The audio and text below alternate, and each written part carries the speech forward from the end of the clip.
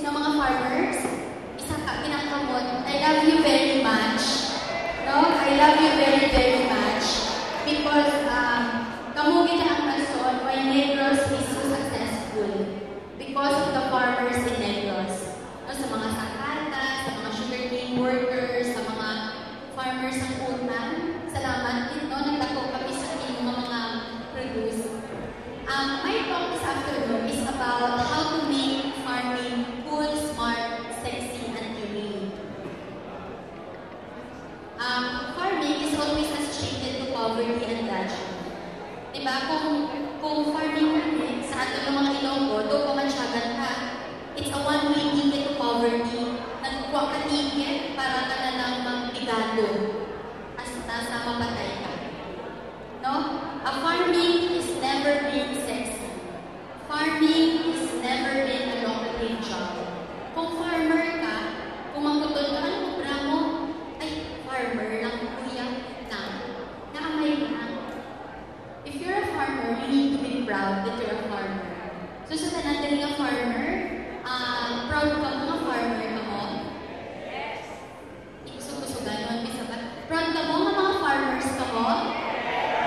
Okay, so thank you very much.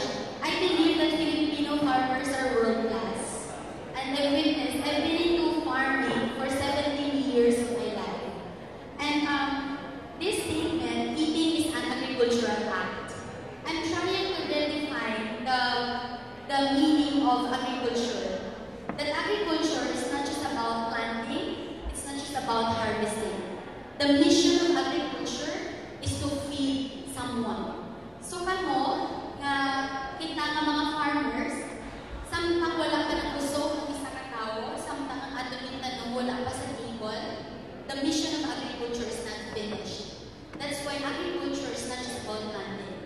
Agriculture is bringing good and high quality food, slow food, healthy food, organic food on every table of each family, especially Filipino family. Next one. Here, agriculture is common sense. Agriculture is not difficult.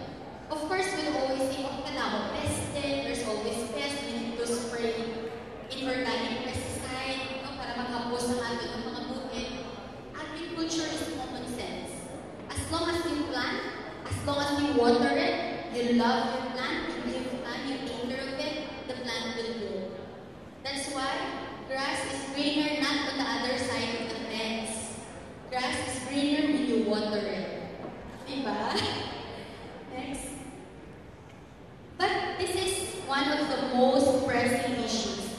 I met President Obama last Friday in Malaysia and I asked him this question. I asked President Obama, President, you know, it's not just a problem in Asian countries, but it's a global common denominator that our farmers are endangered species.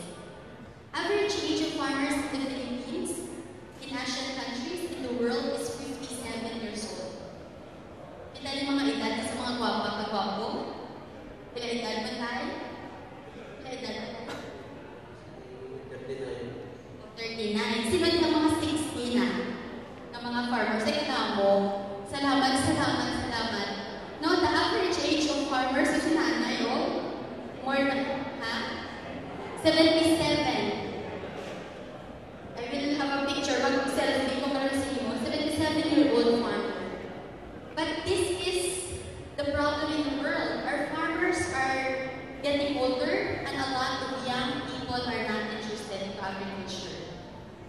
Kamu nga nag-attend, kamu din interesado ka mga mag-agriculture, to venture into farming, interesado ka mo? Ang iba, may yes na lang po, kahit tupad ko, yes. Don't peer pressure ni. But sad to see, that's the reality. And President Obama answered, yes, it's a problem. In the Philippines, our agriculture is only contributing 12% to our GDP. In Thailand, among 10 Asian countries, Thailand has 40% of their GDP is agriculture. That's why we are exporting and we are getting a lot of food from them. That's why if I eat salad in a restaurant, I always ask the chef or the waiter, is my salad has jet lag or wala? Meaning, it has jet lag kung naghalin pa na siya sa US, naghalin pa na siya sa Thailand. Nawala na siya jet lag if you just pick it from your background. It's organic. We grow it from our own backyard. So here, it's really a problem. That's why a while ago I was asking a lot of young people to come in front. Because this is not just in the Philippines. I was in Japan last October, and one of the biggest problems of Japan is they are an aging and shrinking population. In the Philippines, our average age is 23. In Japan, they're 43. And their farmers in one town, for example in Hokkaido, in one town of 3,000 to 4,000 people, only 2 are going to farm every year. So, for the last 4 years, their dairy farms, they closed 200 dairy farms every year. So they closed 800 dairy farms in 4 years. Because not young people are interested in agriculture. But all of us are eating. Pagkaon na nagani at natanadatanan. But if planting or producing the food, ay hindi ko nila mag-intera. No? Katos, tatay. Only the farmers realize it. But a lot of people are also wasting food, which is causing a lot of pressure to farmers to produce more. So sometimes you don't know where's the problem. So next. And this is one of the biggest problems. This is Metro Manila. The population there, August 11, 2015, we hit 101.6 million. Filipinos are prolific as rats. Matukaran ka ng nabusog pa na tayo, no? Kandaw na tayo. We are prolific as rats. You know, we get pregnant, we give birth easily, especially on farming communities. Some of the farming communities, the average number of children is 9 children, 10 children, and sometimes they don't even know how to send their children to school. But this is the reality. So it's causing a lot of problems on the ground, grassroots struggle. So here, the question right now is, how do you sustain the food need of the population? When the farmers are getting older, wala na masyado may natanong, and then pagsang kakaon, paano ka masustain the need of food of the population? And that's the biggest problem globally. We need, in APEC, there was a presentation sa Manila last week. We need to produce 4,000 more food than 8,000 years ago. 4,000 times more food than 8,000 years ago. So grabe, so much pressure for us to produce more. But then a lot of us don't realize it. Ang mga farmers mangbungkal sa tuta, patanong, and then after that, walang galing sila ginabalan. The farmers are undervalued, especially in the Philippines. One of the reasons why not a lot of young people are interested in agriculture, number one, our best-selling product is skin whitening. Skin whitening. Parang daw sila, they're all laughing at the back. Skin whitening. We always want to be white. Diba? Pamanis sa mga papaya soup, mga papaya lotion for us to be white. And this is a cultural mindset that hampers us to go into agriculture. Because how can you farm when you get tan? But the color of our farmers are elegant, heroic brown color. They are perfectly cooked. Yun, they are perfectly cooked. Wala sila na batok, wala man sila ng hilaw. No? Their color is perfectly cooked. So in the Philippines, it is a very deep psychological issue. Why farming is a problem, especially for our young people. Last year, there were 10 schools, college, and universities that were closed because they don't have enrollment in agriculture. Because no one is enrolled in agriculture. So they were closed. But a lot of us, we still need to produce more. We are even importing a lot of our rice in the Philippines. Diba kapag kalpag na rice from Thailand,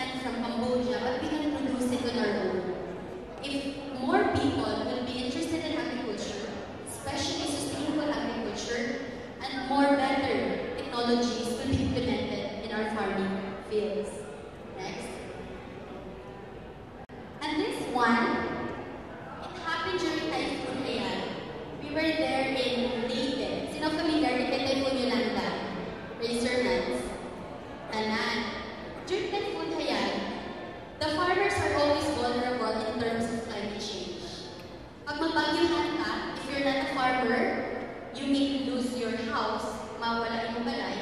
But kung farmer ka, magdulay yung balay, ang imo farm, ba? No? If you are a coconut farmers, for example in Leyte, they planted their coconut and became productive after 10 years. And all of a sudden, wiped out because of typhoon. And kaluoy sa mga farmers.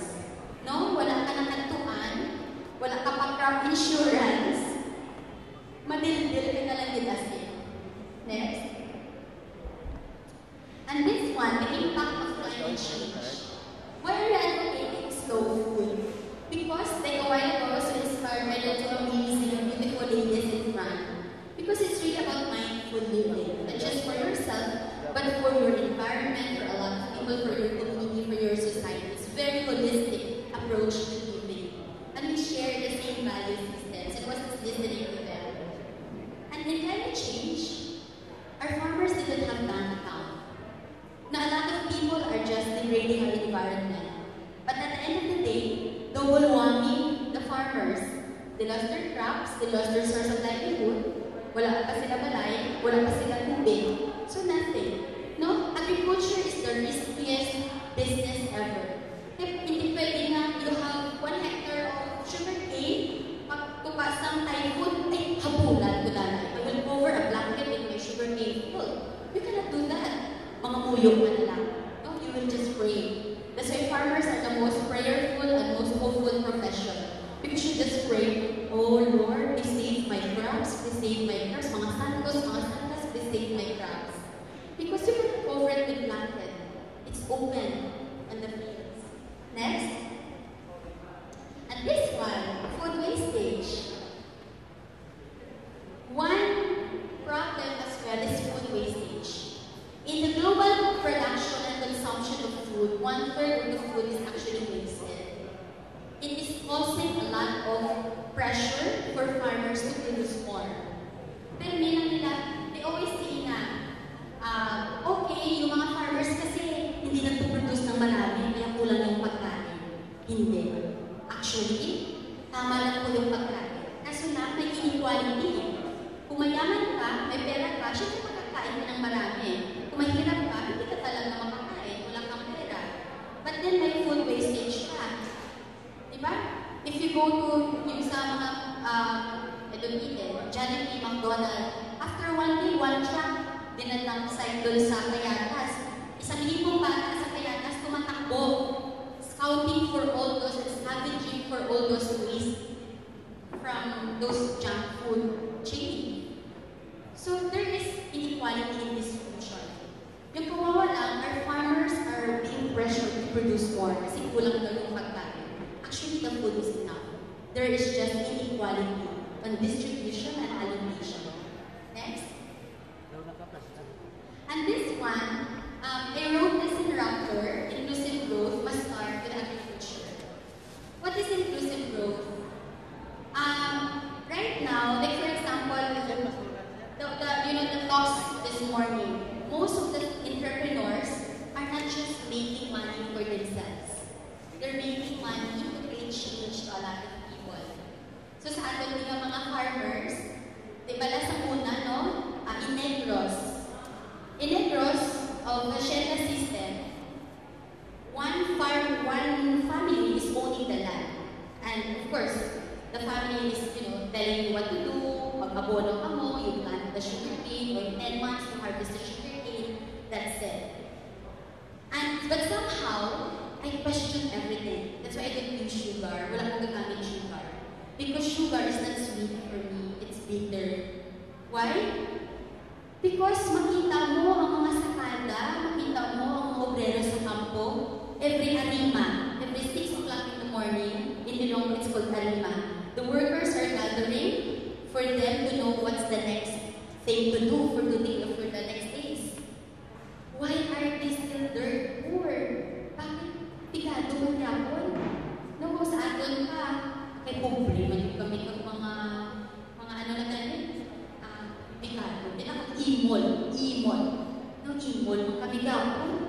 were so dirtful, emo. That's really the best expression of love. But then, it's not equal ang ating mga workers if all of us, we don't know how to share our wealth. Tani, no? Sa mga syenta, tani ang ating amo-uwod. Diba? They can relate. You know, our amo, our boss, the syenta owner are good-hearted or kind-hearted so that they will pay us more. They will follow the labor code of paying the sugarcane workers. Next. And this one, I have a story about this. I was interviewed a while ago in Daily Star, and then they asked me a question. What inspired you to work into farming? I started working with farmers when I was 12 years old. It was inspired by this. Ano na? Ano na siya? Sorry po. The period in the farm. Semicolon. If you're a journalist or a writer, you must end the sentence, but life must go on because the sentence is so beautiful that you need to continue to write the story. The period at the comma, my dad was in the hospital for 4 months. We lost everything because he died after 4 months. And he got a plate in the hospital. We are 5 siblings, I'm the youngest. Ako ang pinakaagot. My father got a plate with rice, and then asin, salt, and bagoong, ginamos. And then my father was telling, this is the life of the Sakata, the sugarcane farmers in Negros. Period at tama. Kung asin ang imo nga sukan, tuslo ko imo nga tudlo, that's period, you're making a period of salt, and then you eat it with your rice. Sinanayo, kabalogin sinanayo.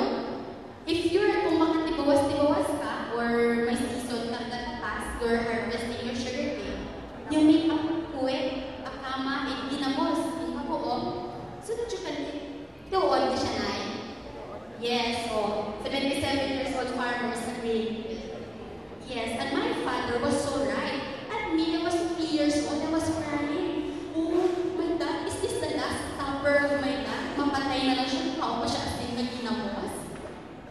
And it's bawal because he has kidney problem. But it was a story, and he told us, maybe one of you, among my children, will continue my passion to love farmers. Kaya palang kayo katama ang mga farmers. And that's the next phase. At 12 years old, that was my birthday, I asked my mother for a gift. I asked her, can you please buy me a bike for my birthday? My mom said, babae ka, mabike ka. Sa Negros, wala ang bike sa una sa lalaki na. If you're a girl, you're not allowed to bike, especially for younger years. I said, yes, I need to buy. My mom asked me why you need a bike. I told her, because I read a book. It's about biointensive gardening. And I want to teach farmers. Said, Mama, you want to teach farmers? You're 12 years old. I'm small now, I'm vertically challenged. I was even smaller. And then my mom said, what? You will teach farmers? I said, yes, I will teach farmers. Just give me a bike for my 12th birthday. She bought me a bike, and my kalendaryo, we own a store where the farmers are always getting their consumo. We give them rice, and a lot of their needs for the whole week. So she has a huge calendar. I recycle it, and I have a pen. I love it. Every Saturday and Sunday, I rode on my bike with my calendar, with my pen, and I go to sari-sari stores. Kaya ang sa sari-sari stores, the farmers are drinking. Pinong-pala ko ang tanduan. Di ba tayo? Tagay, no? Tagay. Every Saturday, they drink. Pinong-pala ko ang tanduan. Yung atuba. So I bike there, and then I post my calendar. I was teaching them how to plant vegetable around their house. Why? Because if your income is so small, 70% of your expense actually goes to food. So when you teach them how to plant their own food, magtanong sila utan around their house, it can save almost 60% of their cost. So we were doing it. I was doing it for 3 years of my life, 12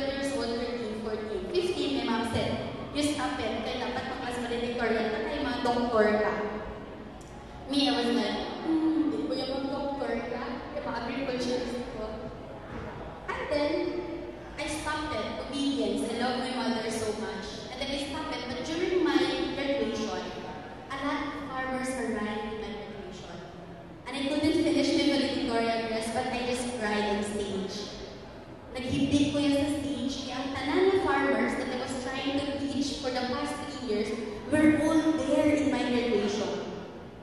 And they want to see it that I'm graduating. So this happened 12 years. It's been 17 years of my journey. So compute ko na edad ko. I'm 29 years old. 30. Okay, next. Yes. And this one is another good story. 5 years ago, I lived in a farming community in Skolgawat, Enchanted Farm. Because I was volunteering in Kalinga for 8 years, almost 8 years of my life.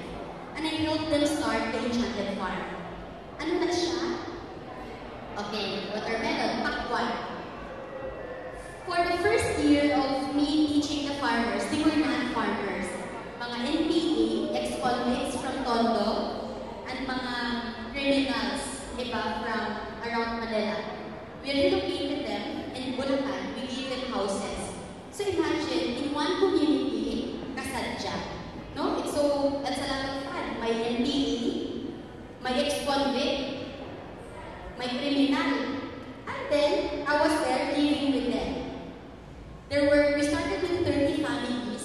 We ended up 60 families. And every day, I saw people dying in front of me, literally.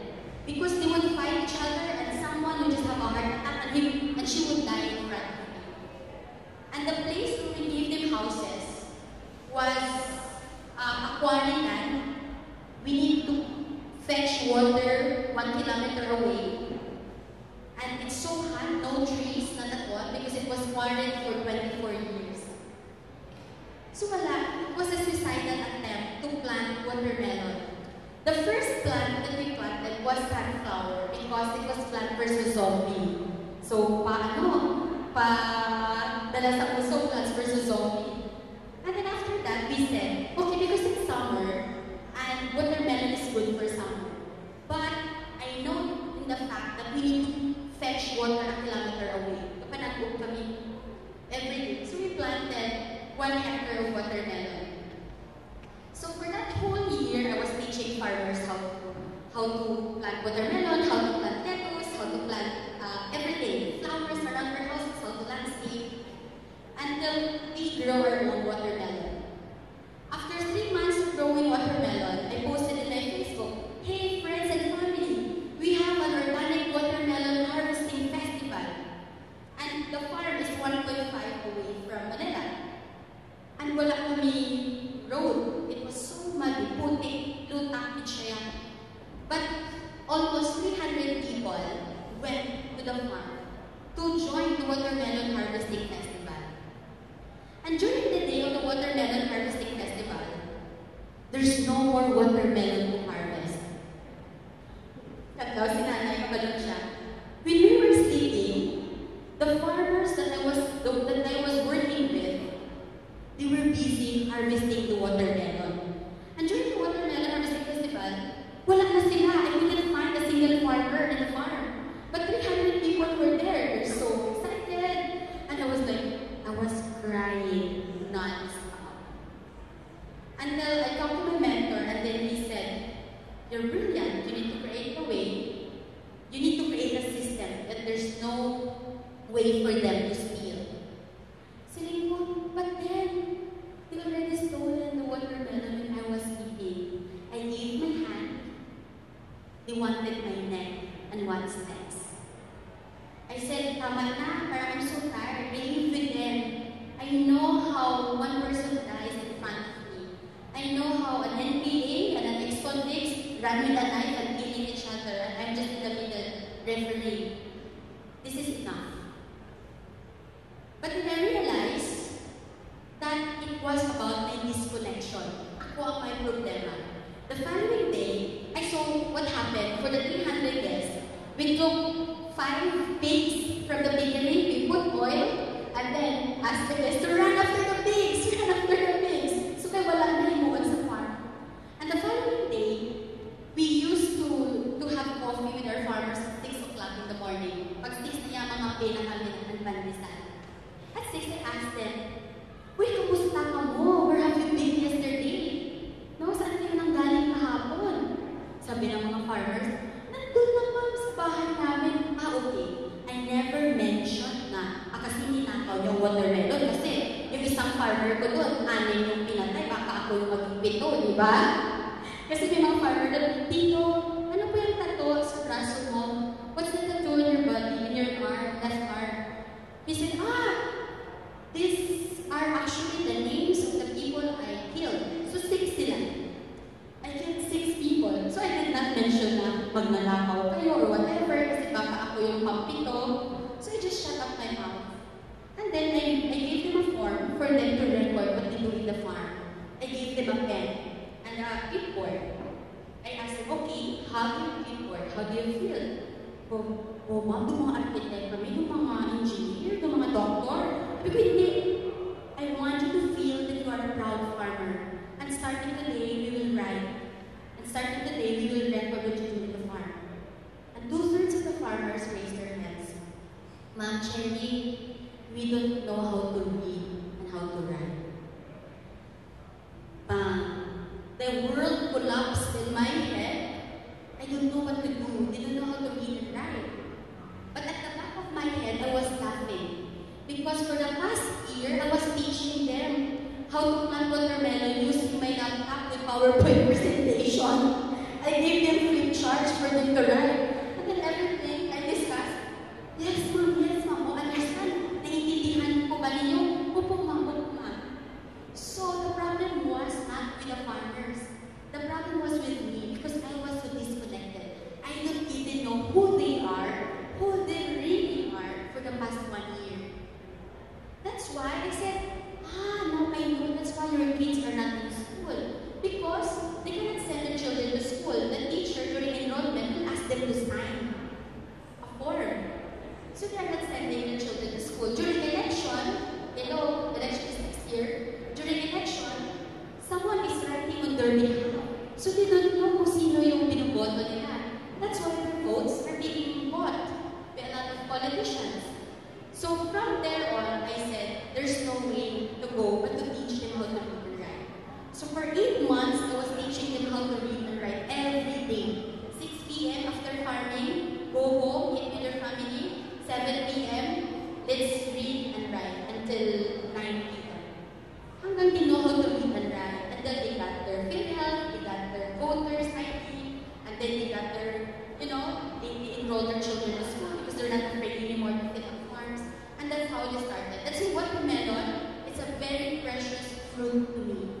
Because I learned love and trust the hard way because of this fruit. How did I love and trust these farmers again? It's really about giving them a chance. But may second chance, movie. It's really about looking ahead, the vision that we will achieve more if we will empower this. So from there on, all their children were in school. Lahat ng anak nila nakaaral na. And then, pagka-Christmas, sabi ng mga farmers, "Ma'am, bibili na kami ng cellphone." Kasi marunong na sila gumamit ng cellphone. And sometimes they would even borrow my computer. "Ma'am, ano nga yung sa vermicomposting sa PowerPoint? Patingin."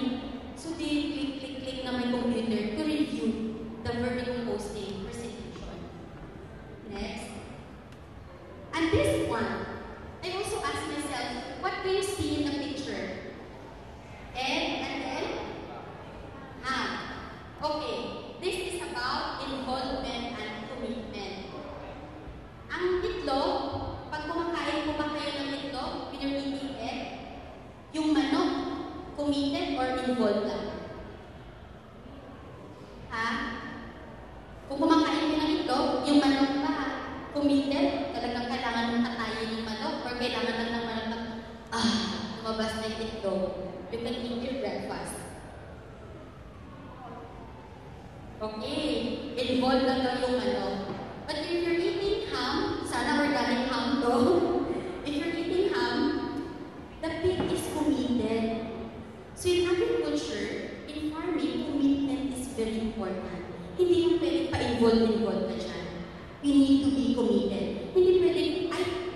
Boy, kakain ako ng ham ngayon. Pastice naman.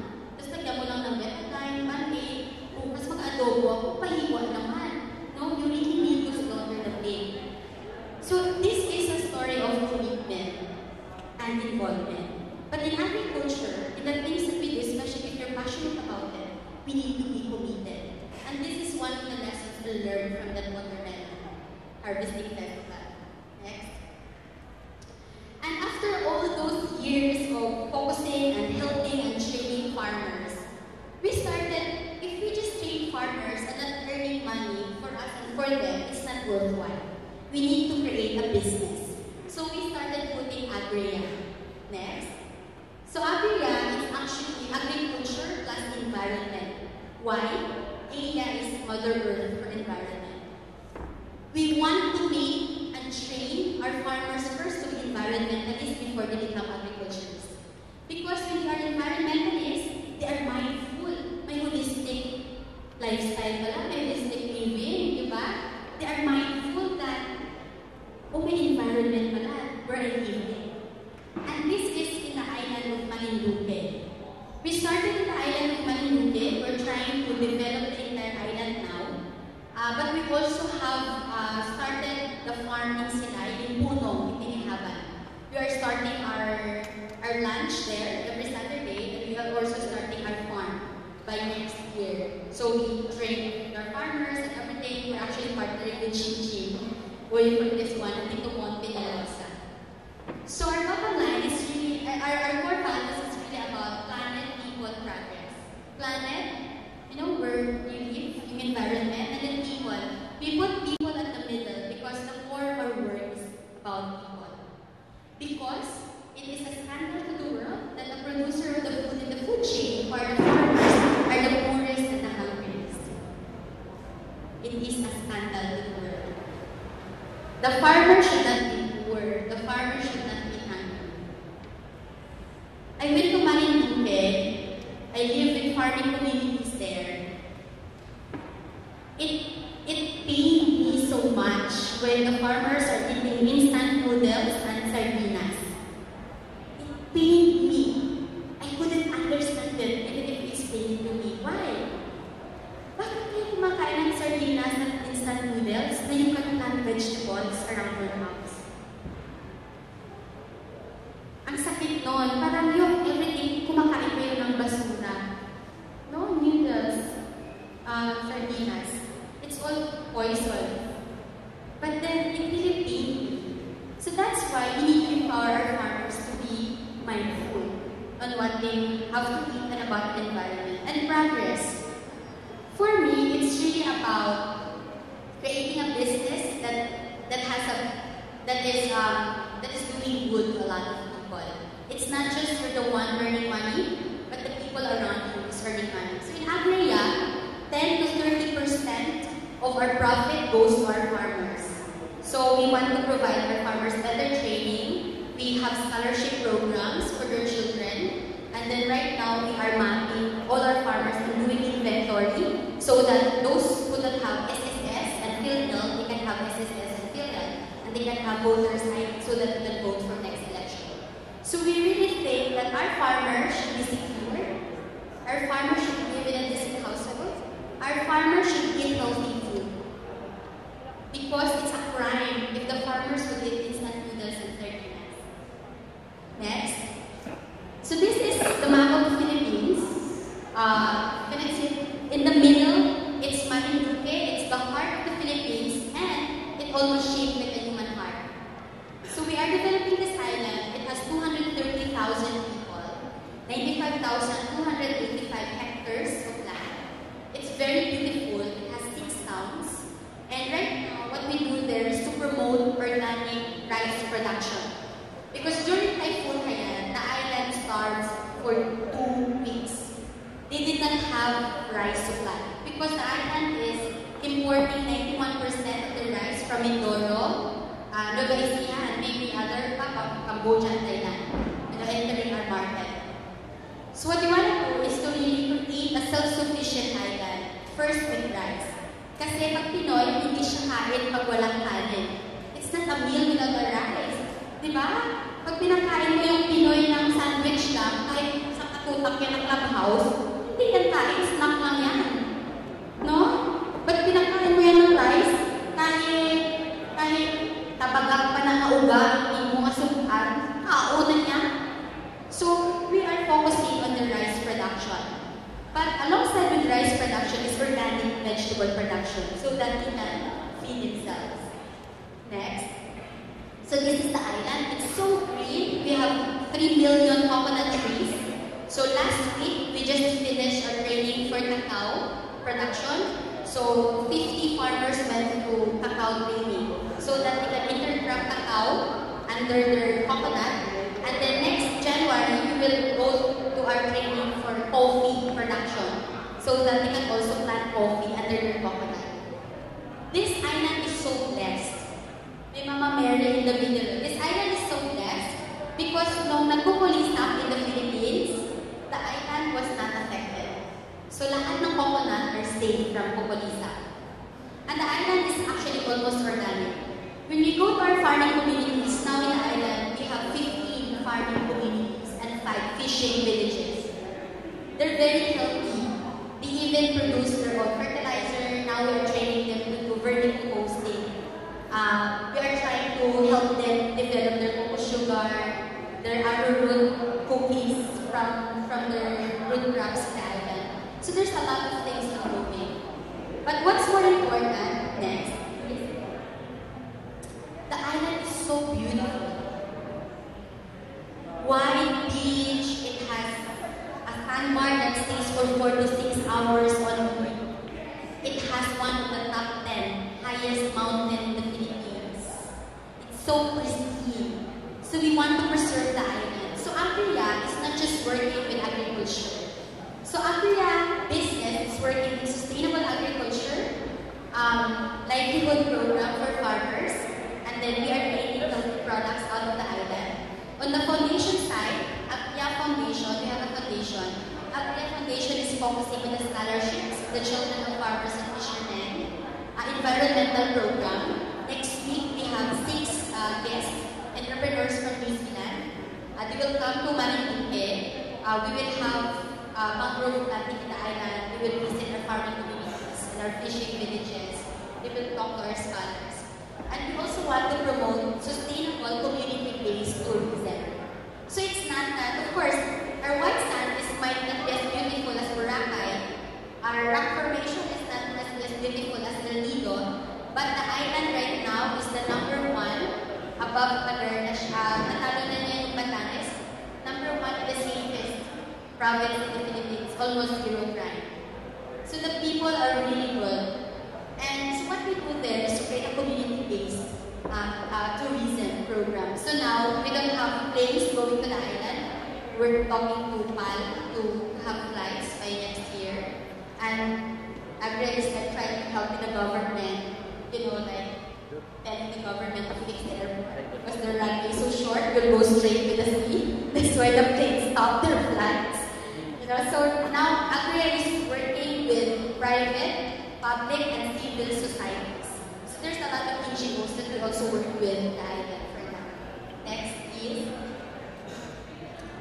So and we also do organic. So the island, what we want to do in the island is to really create an organic. Why? Sad to say the island is so beautiful. But remember the Mark Upper mining tragedy before 1996? The Mark Upper mining tragedy was in Marinduque. That's Marinduque Copper. And that tragedy killed one whole stretch of a river. There's one river has no flora and fauna, and a lot of people lost their limbs because of arsenic poisoning. So they lost their arms, they lost their legs. A lot of farmers lost their source of livelihood, fishing. That was 20 years ago. So what we want to do is to make it again organic and everything so that we can reclaim, the beauty of the island. Next. Please. So this is us. We usually have international volunteers. If you see, there are white people. We have volunteers from Brazil, Mexico, New Zealand, Europe, US, Australia, Canada. They're coming to us and they do volunteer. So this was during our rice planting. We were teaching farmers on system of rice intensification, a technology that is from India. So we're implementing it there to increase the production, and we made it. The average rice yield in the island before per hectare was only 50 kabans per hectare. The average yield of rice in the Philippines is 100 to 120 kabans. Diba na? But during this one, when we introduced the technology, we doubled the production. So now, a lot of farmers are implementing it in the island. And we're focusing on heirloom rice. So may data rice, may black rice, brown rice, brown rice is white rice, red rice, pink rice, purple rice. So a lot of farmers, they don't have rice meal, so the song, every time they harvest, they keep it in their house. So they compute how much they need for a week and they just count it. So it's very organic. But now we're trying to help them produce more. So in the island, during our inventory, the island has 4,000 hectares of rice. But to sustain the need of the island, we need to have 7,000 hectares of rice. And to export, we need to have 10,000 hectares of rice, which can be done because they have 95,800 hectares of land. Next. So even the fish, si ate yung nagbibenta ng fish, she's very entertaining. She's singing while she's selling fish. And on the other side, that's in our turmeric community, we brought our volunteers there. One is their couple. Yung husband is a doctor, a homeopath doctor in New Zealand. And the wife is a private chef of Nicole Kidman. So they volunteered with Alberta, and then we bring them to our turmeric community, coconut community, cacao community, so that they will help us develop products that can help us grow this farming community. So we climb mountains every now and then. Next. So we also do not just farming, but since the island has a lot of fishing area, we do a lot of projects in terms of mangrove. Because during the Mark Hopper, a lot of mangroves were killed by the devastation of the arsenic. So now we are planting a lot of mangroves in the island. Next. Ayan, that's us. This is in our bangos. We do organic bangos in the island. And we also do mud crab, the giant mud crab. So that's us at 12 noon. And we have a Bahay Kubo. It's run by solar power. So solar, so that our fishermen, we would go in the middle of the sea during the night and they have electricity, solar power. Because when we use kerosene, it causes respiratory problems. So we use solar power so that it can, help their health as well as the cost. Because when they use kerosene, it costs a lot of money to buy kerosene every day. But with solar power, it's free. Next. This is our model for urban farming. By next year, we will do some urban project in Manila, starting in our building in Salcedo. We will start with a food garden on top of our building where we live. Next. And this one, youth into farming. That's why the presence of youth here is very, very important. We need to make farming cool, smart, sexy, and humane. We really need to make it cool by encouraging a lot of young people to be in agriculture. And we are advocating a lot of this. By next year, we will be signing a contract with CHED, Commission on Higher Education, so that Agria will have a road show on different state universities and colleges offering agriculture, on how to increase the number of young people enrolling in agriculture. We make it smart by intervening and bringing and being a catalyst to implementing sustainable, smart technologies, climate change, adapted technologies to farmers. So kung mga rice farmers, we taught them how to do the SRI, diba? Piligan naman sila. And then on fishing, we also teach them how to use solar power kaysa mag-kerosene. And then we make it sexy by working with a lot of agri-social entrepreneurs in the Philippines. So I don't know if Char Tan is here, my friend in Good Food Community. Char Tan, she's actually at the back. Char Char. Yes. So Char, we're working together with really bringing young people to agriculture and networking with people who are into social enterprises like the two ladies here. We'll be working in the future. We want to create the pool of people so that we can show the world that you can be beautiful and sexy and still farming, right? Yes, of course! And, for me, hindi ko mag-farm kay ma-itungkutan.